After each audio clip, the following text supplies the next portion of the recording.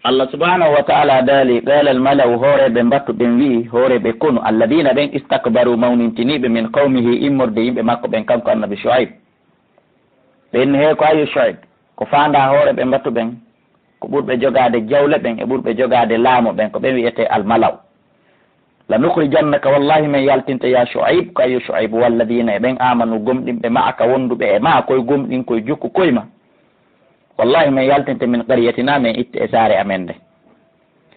ɗum ko go'o awla ta'uduna ma rutuɗon fi millatina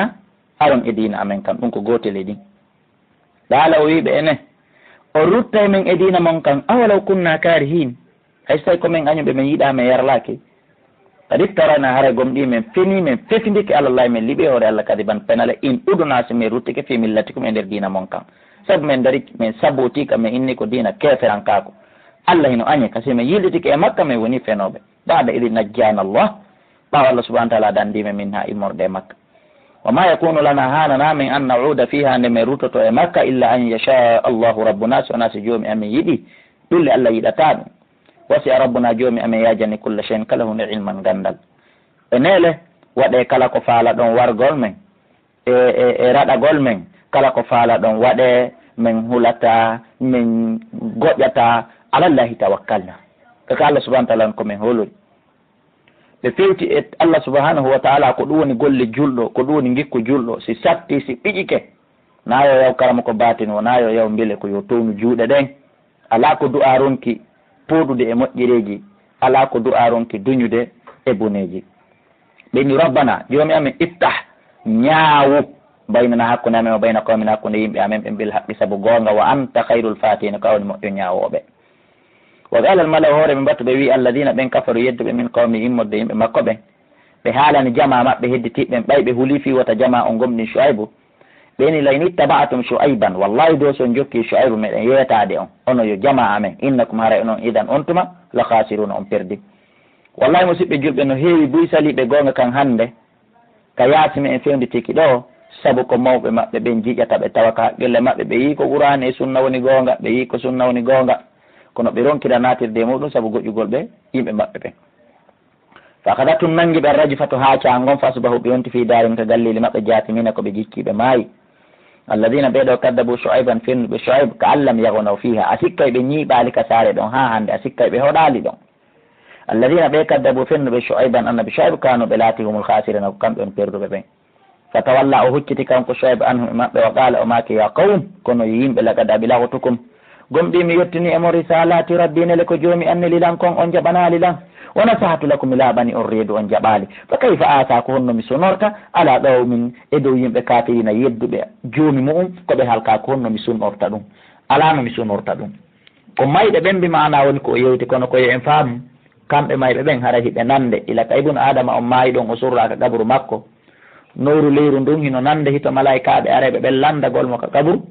golle ko golluno ka adna nuru doru ndun no nande hito hoto ɓen ila ka ibnu adama on maayi ɗon kaw surra ɗon ruhu makko on artay hande kadi ka wonki misal mo on kadi feƴƴi juste e hoore annabajo meɗe Muhammadu sallallahu alaihi wasallam e heferaɓe ɓen ka guere badiri kama sabata fi sahihayn wono tabitiri ka sahih Bukhari e ka Muslim anna rasulullah sallallahu alaihi wasallam ɓa Allah fooliniɓe e hoore yimɓe badri ɓen ɓe ñiibuno balɗe tati kamɓe ne laaɗo ɓe yamiri o ngelawma maɓɓe mba hunta ɓe ari ha ɓe seeni ka hoore fello dow takko badri ɓe inni ko ayyo Aba Jahali ɓe yewni ko ayyo ko ɗum woni ɓiɗɗo Hisham ko ayyo Utuba ko ayyo Shayba ko ayyo kaari ɓe noddi keferɓe ɓurɓe wonnode leader accanteɓe konnguɗi ɓen ɓe noddi ɓe ɗo fof goto goto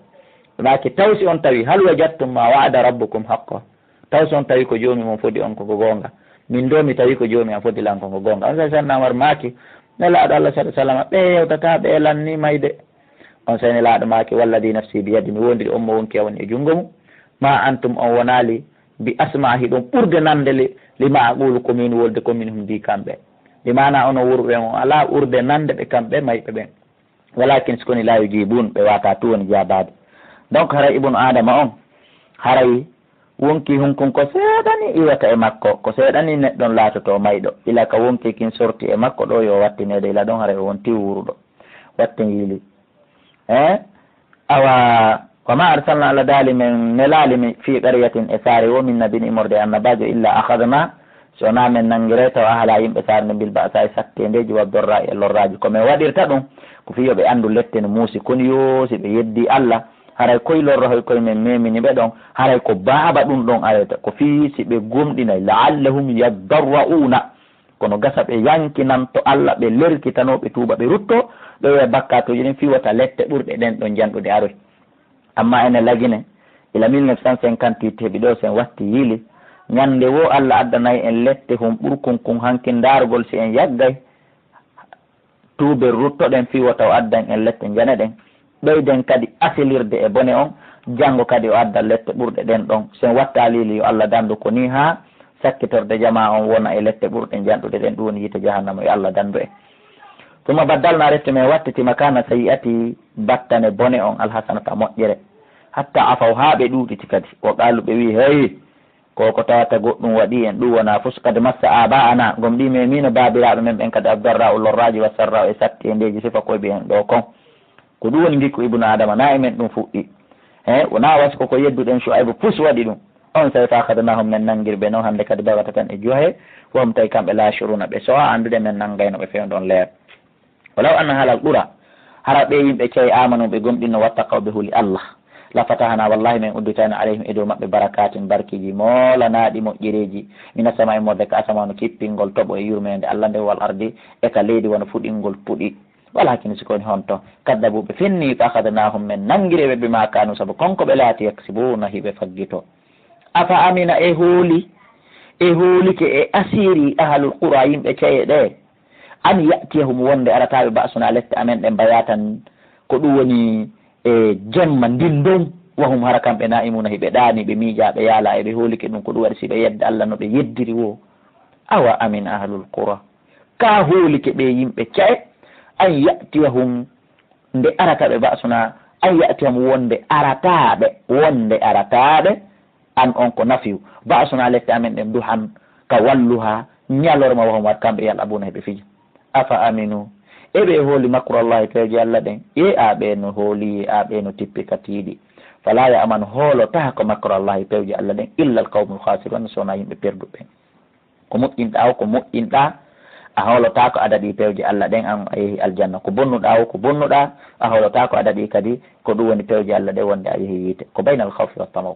awalam yahdi e feeñanari lilladina wonande ɓe yarithuna al arda runuɓe leydi ndi min ba'di ahliha ɓaawo halkede yimɓe mayri on allaw nacha'u wonde si meɗe yiɗno asabnahum min heɓinirayɓe men nangitirayɓe ɓe dunubim sabu bakkatuji maɓɓe ɗin awa enen ɗo fof goto kala e men ko goɗɗo maayi lontinen en hanino ƴoƴuɗe e ɓen maynoɓe annen siko ngorgu e doole e jawle ɓiɓɓe ɓen kadi hino marno wona to ba o min noti ala qulubim e dow ɓerɗe maɓɓe ɗen fam kamɓe ɗa asma'una ɓe nanata tilkal ɓura ɗeɗo ceyna qussu alayka miɗen qissano maɗa ya Muhammad min anba'iha immorde habaruji majji e qissaji majji hari a andano an e mofte maɗa ɗen wala gad ja'atun gomɗi addaniɓe mayɓe ɗo ɓe halkanoɓe fop rusulum nelaɓe maɓɓe bil bayinati hujjaji feeñuɗi kono fama kanu ɓe latano kili yuminu hiɓe gomɗina bima kaddabu konko tawnoɓe lannino finnude min qabilu ko adi ko andingol en enen kadi wota en jaaɓu fennude wota en wawnoɓe wayi noon kadalika ko onon yatba'ullah Allah notiri ala qulubil kafirina e dow ɓerɗe heferaɓe ɓen wa ma wajadna men tawali li aktharihim ko ɓuuri hewde e maɓɓe min ahadin immorde jogitagol ahadi wa en sikoni wajadna men tawi aktharam ko ɓuuri ɗuɗude e maɓɓe de sala fasikina ko yaltuɓe e doftare ɓa ɗon feƴƴi summa ba'athna refti men neli min mbadihim ɓawa ɓen ɗum Musa annabi Musa bi ayatina wondude e ayeji amen ɗen ila fir'auna yo yawka fir'aun wa malayihi kunu makko ngun wallahi fa zalamu biha ɓe toñiri saabu ɗe ayeje tawi ɗi mandeji ɗi men jonnuno Musa ko fiyoɓe ɓeydu hoolade saabu ɗiɗo ɓe gomɗina Allah kono ɓe woni yeddirɓe saabu majji fanzur daarino kayfa kana ko honno laatore aqibatul mufsidin battane ɓe bonnuɓe ɓe halkino musidɓe julɓe enen guineyen reeno ɗen e mara mi'sara embere ko ɓuuri fanɗude e doole e jawdi e laamu ko fir'auna en e qaruna en e hamana wonno ko okka ɓaɓe yeddi Allah halkuno ɓe e nder seconde enen lagine reeno ɗen o gala Musa annabi Musa mak ya fir'aunu ko ayo fir'auna koni accu inni min o mo yiwɗa rasulun komi nelaɗo min rabbil alamina immorde ko Allah jeeɗo windere nden e fii haqiqun ko fayla ko forcément ala Allah agula wonde mi wowlatami hattanaka mi suusata wolude ala Allah e hoore Allah ilal haqqa sona gonga sa yimi déclare nanima komi nelaɗo andu komi nelaɗo kadi jeytukum gom ɗi noon goy miɗo addani on bayinatin ɓangandu e laaɓɗo posmi rabbikum mode ka jommo holluɗo komi nelaɗo wono liɓgol tuggordu ndu wonta boddi takkugol jungo makko ngon ka leynoki ngo yalta ko ngo rane o waɗi ɗum ɗo fop o wi a yii awa fa arsil accuto maƴe wonnude a bani israil ɓiɓɓe annabi yaquba ɓe a duwaka ɓe makkinɗinde wonki e ga ala wonki qala wi hey ko an yo Musa in kunta sa alatike ji'ta bi ayatin hiɗa addi made fatti biha addu nde in kunta sa alatike mina sadiqina ko a jeeyaɗo e gongo ɓe on sey faal qasa o feri tuggordu ndun fa ida hiya tayndu thubanum ko bollil mubinum feeñugil margil galaɗi mari tururu no jalba malamalan no wona sa o takki yadaw jungo makko ngon kadi ka leynoki o yaltini fa ida tay ngon kadi baydaw ko ngo rawnugo peñ linnasiri no wonande daaroɓe mana no holli jungo ngol rawneni ndi kaka guite yimɓe ɓe woni jungo ngo hingo wayno ngo wawno ay ko ngo rawnugo kono ko linnasirina ko wonande daaroɓe ngo qalal malaw horeɓe mbattu ɓe wi min qawmi fir'auna immorde yimɓe fir'auna ɓe fir'auna si a derfi o sa occupake o sa dattake o faamo ɗo inna haada no ola sahirum ko mbilejo alimun anduɗo mbile yagal haɗa yeehi ha way wasi fir'auna fokkitire kilde fi gomɗingol andi ko ɓuri kon ko mbattulaɓe maɓen ko wondiɓe maɓen si ɓe ɗal ko ɓen jokkayma ha halkoɗa ko ɗum waɗi si nelaɗo Allah maaki kullukum ala dini sadiqihi falyanzur ahadukum mimman yasdaq goto kala mo hino e dina jatigi mo yo goto kala so ummo jatoto yuridu fir'auna Musa o ko faala an yukhrijakum konde o yaltinta on min ardikum o itta on e leydi mon ndi o hepta fa maga ta'muruna ko honɗum yamondir ɗum ko honɗum wiɗon ko honɗum disodir ɗum ɓe uggini ko'e ɓe fottani ɗum ɗo qaaluɓe inni arjihi ruttumo kanko Musa yo hotu hande wa haw kanko e musidɗo makko on Harun wa arsil an kadi nela ɓaako mbila yagal ɓe holori nela filmada ini e cawoy koye fop préfecture e sous préfecture e district fop e nder misira hashirina ɓe mooɓo yatuka ɓe addane ɓe kulli sarin kala mbilejo alimin anduɗo mbila yagal ɓe peesa ɓe waɗi ɗum ɓe senditi nele e ceyɗen foppo waja a sahara to mbile ɓen ali fir'auna qaaluɓe ni harayi ɗen duwa wadde condition d' abord avant le travail ɗen duwa wadde condition aɗen natande golle ɗen qaaluɓe ni ene fir'auna nawame runo tum wayolotoɓe men ukkoy ɗum inna lana laajiran est ce que meɗen mari joddi par ce que na fiilara wona gollanede ko fi aduna meɗen mari joddi in kunna simen laati nahnu lgalibina ko menen fooli Musa simen nanggana golle ɗen qaala o wi naam ko alda e tandingol wayno komo noon desa mi hande mi innata goto kala mon no mari 1 million lannay laminal muqarrabin haray o woni jeeyaɓe ɓattinaɓe o wona ministre ɓe proche membre de gouvernement kala komi ñamon ɗum kala komi nokkeke ko ka budget l' état nokkon ɗum ɓe tawi ɗon ɓe woni satisfait ɗaalo ɓe wiya Musa ɓe natani golle ɗen kisan ko ayo Musa imma an tolɗoya amma aɗoɗa bugade ko bugotoɗa kon wa imma anna kona amma men laato nahnu mulkina ko men adi ferade andi kamɓe ɓe hooli ɓe faami victoire on hino e jungo maɓɓe koko ɓurani Musa o kamɓe fof no fotana ɓe ɗaaloɓe alko bugue ko ɗoni gikko julɗo ko hawjata atta anni min allahi wa ta'ajjul min ash-shaytan waɗugol doyi ko immorde ka Allah hawjugol barga ko immorde iblis falamma alqaw ɓaɓe ferike saharuɓe mbilɗi ayunan nasi guite yimɓe ɓen wastarhabuhum ɓe hulɓini yimɓe ɓen qur'an wi wa ja'u bi addi bi sihirin bi lew azimin mawnugu si qur'an wi hunde no mawdi andata honde foti waw hayname wayni la Musa faade Musa kan kadi yo waɗa ɗum ɗo anskoni alqi feri asaka tuggordu maɗa ndu o feri ndu ya cheikh fa ida hiya tawi tuggordu ndu talqafu hindu moɗama yafikuna bihi ko ɓeya fefindi feni kon immorde e mbila yagal ndu moɗi foppo ndu gayni ɓe wi en e tafsir ji nokkugo kayri boddi ndi udditi hunduko mayri on mbiya toon ndu no yeehi ha ka asama nduya no weƴƴiti ka leydi pette yiite no yalta e nder hunduko mayri on nde suti moɗugol fir'auna on sayi fir'auna wawi wasi gomɗinayi ɓeya rekkili kadi ɓeya sakkimo kadi ha o rekkili fawqal haqqu gonga kay yani ɗon haale koye gonga kan tabiti o batala bonima kanu konko ɓe laati yamaluna hiɓe golla wallahi musidɓe julɓe gonga e fenade hino jippira innatake gonga e fenade jippirta gonga e fenade no jippira kono ha hande fenade liɓali gonga fenade liɓata gonga o ma yubdi'ul batil wa ma yu'idu fenade fuɗɗota ko rawnatako fa gulibuɓe foola hunalika ɗon wanqalabuɓe rutti sahirina koɓe perduɓe wolqi yassaharatu mbile ɓen suuri sajidina koɓe sujjuɓe qaluɓe wi amanna min gomɗini bi rabbil alamina Allah jeyɗo windere nde on ɓay noon mu ɗon andi firawna no déclaré kankone jeyɗo windere nden hande o sikkata ko kanko ɓe précise moƴƴa ɓen he wona firawna goy rabbi Musa wa Harun ko Allah jeyɗo Musa e Haruna on kon men gomɗini ala firawno yiɓe amantum bihi on gomɗinimo qabla an adana lakum ko adi mi yanande on inna hada mi andino ɗum ɗo la makrun ko pewje makartumuɗe pewjudu ɗon ko topowingil waɗuɗon onon e Musa fil madinati ka nder saare adi on ardeli tohoriju fi on yalti min ha e saare nden ahala yimɓe mayre on hetton kono fa sawfa ta'lamuna aray andon komi huwata on ko joni law qatti anna wallahi mi taƴay aydiyakum juuɗe monɗen wa arjulakum e koyɗe monɗen min khilafin immorde lutodiral koyngal ñaamal jungo ñaamo la usallibannakum wallahi mi fempay on ka julle tamaro acumayina on dendagal ko ɗum ɗo ni dernier feere kefeero komi warete komi sokkete o nangi ɓe fof maɓɓe o fempi o taƴi taw jungo ñaamo e koyngal nanal ma koyngal ñaamal e jungo nano noon si o fempi ɓe kaluɓe wi he nokku go ɓenni fagodi ma an taqad ñaaw kala ko ñaawata fa innama tagodi fi hadihi hayati dunia ko wawɗa ka gurdam anna ɗo nokku go ko noon ɓe jaabori qaalu ɗo ɓe jaabi inna men he waɗu kala ko falla ila rabbina munqalibun kaka joomi amen min woni hotude si min maayi men tawal goɗɗo toon ma men tawal joomi amen toon min artay oma tan qimu minna minen min yetti Allah ɓay tun ala men lettirde illa an amanna sowona ɓay min gomɗini bi ayati rabbina ayaje joomi amen ɗe lamma jaatuna tumande ɗe ari men ɓay ɓe felliti oya fen pay ɓe woni waray ɓe woni hande yahata musi en ndin polkita ɓe itta ɓe dina kamɓe waɗi du'a musidɓe julɓe hooloren du'a wonen waɗoɓe du'a ɓe wi rabbana joomi amen ɓe hoolorali imanu maɓɓe on ɓe hawki imanu maɓɓe ɓe ɓanti juɗɗe ɓenni Allah Afrique yuppo alayna e hoore amen saburan muñal wawgol muñagol museni ndin hara men hulali hara men ɗen ƴaaki wata waffana wara men ɓay men andi men maayon musilmina komin julɓe wallahi musidɓe julɓe ɓe maayi hoorali ɓe maayi ittali zaka ko o sujuudu mo anduɗon ɓe waɗi ɗo ko ɗum ɗo tum ɓe waɗi dewal kaɓe suuyi ɗum ɓe sujji ko dewal ngal fo noon ɓe janngali ɓe hoorali ɓe hajjali ɓe ittali zakka ɓe waɗali julde ɓuuri o sujuudu kono innamal amalu binniyat ɓe maayi ɓe naati aljanna wa qala al malak hoore ɓe mbattu ɓe wi min qawmi firawna immorde yimɓe firawna ɓen atadaru Musa a acca e Musa firawna a acca e Musa o wa gawma yimɓe makko ɓen lifsidu fiyo ɓe bonno fil ardi ka leydi ɗo weedata ka ɓe tertoma hara a konsidiraka an wa alihataka e reweteɗi maɗa ɗin hara ɓe konsidiralma ɓe yawma ɓe mana ɗum ko bambi leɓɓen suuyi sujji jama buy silmi ɓe tawi fof silma yoni ko on sayi ɓe addani kadi firawna nde feere ala wi non non non yadde solution sanu qattilu abina'ahum aray ka halken waren ɓiɓɓe maɓɓe worɓe ɓen wona so tawi accen ni sama ɓiɓɓe maɓɓe rewɓe ɓen wa innano enen fawgam sengo dow ɓe wona e girduɓe ɓe hiruna ko en foluɓe ɓe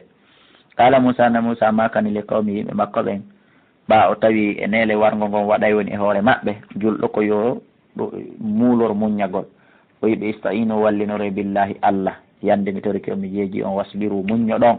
innal arda andeno leydi ndi lillahi ko Allah jeyndi yurisuha oroni nayndi man yasha mo yiɗi ɗo ninde min ibadi immorde jeeya makko ɓen mi torki Allah yallah waɗe enen e durriyaji men ɗin ta ko en jeeyaɓe ɓe Allah yiɗi ɗo ni ngol leydi makko ndin ko en jeeyaɓe ɓe o foti ronugol aljanna makko wal aqibatu lil muttaqin battane moƴƴe ɗe wodani huloɓe Allah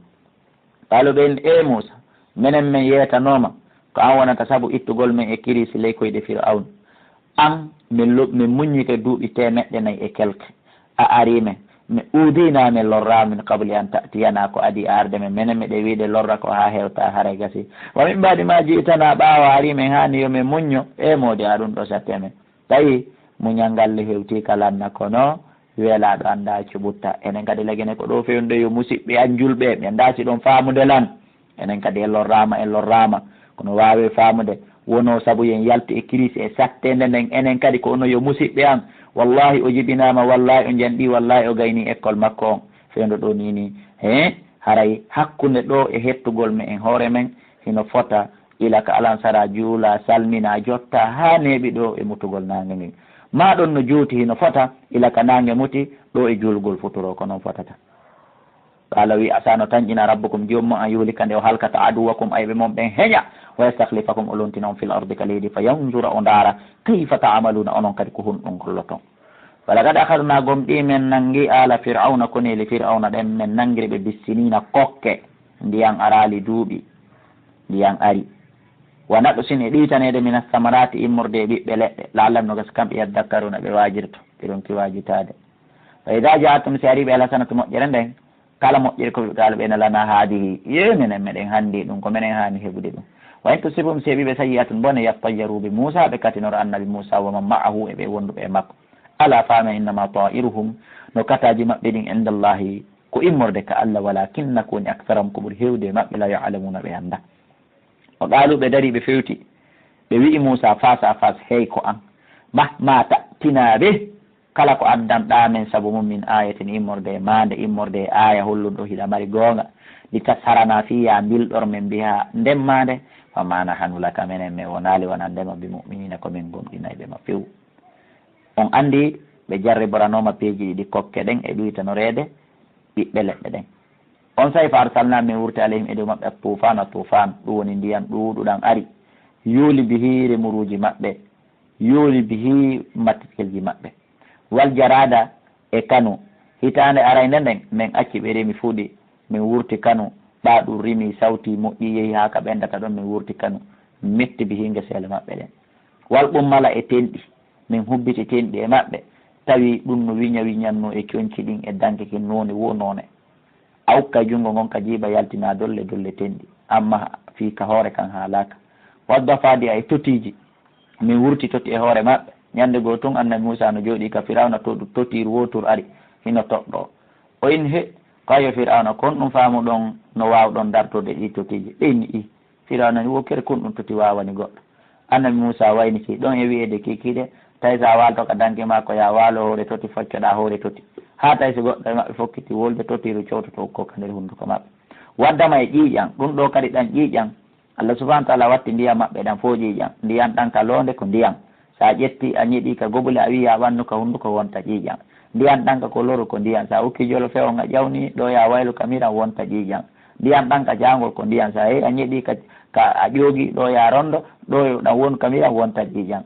ko haɓɓiɗi kon min jarriburi ɓe ayayatin mandeji mo fassolatin sertuɗi mande arde wono ɓuuri mbiya kono hani ɓe jaɓali fastakbaru ɓe mawnintini wa kanu ɓe laati kawmani ɓe mujrimina bandiɓe hono asi kadi ɗi mandeji waɗiɗa mande humɓe si Allah waɗi kum ɓe jeeƴay annabi Musa ɓenno heɓe nin si ɓe huuliɓe tuubi yo toro Allah yo Allah itta ma